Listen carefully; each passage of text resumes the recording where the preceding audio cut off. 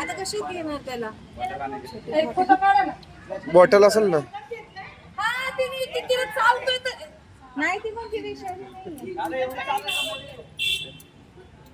खतरनाक एक फुट थांबा गणेश भाऊ निलेश भाई फोटो काढा. असं करा ना थोडंसं.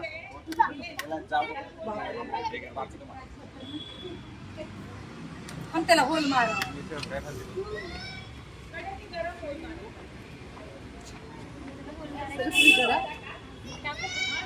टाकू नको आम्ही पकडायला आणलंय.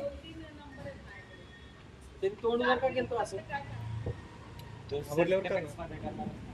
हा चावण्यात हा अटॅक साठी पण तो चावलं तरी काय हे त्याला बिळ पाडायचं ना दीदी.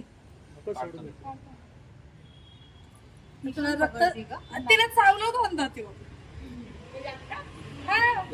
तर मित्रांनो, मी सर्पमित्र आरती. आपल्याला जस्ट एक कॉल झाला होता.